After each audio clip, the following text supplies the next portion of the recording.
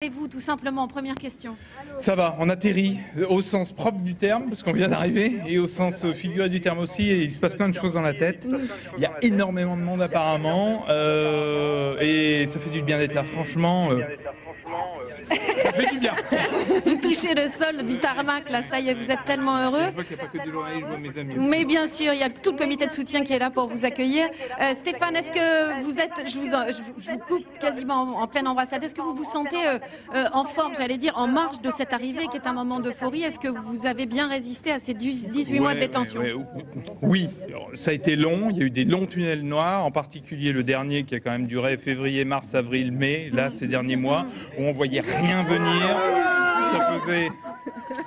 Ça faisait 6 mois qu'on n'avait pas fait une vidéo de preuve de vie, etc.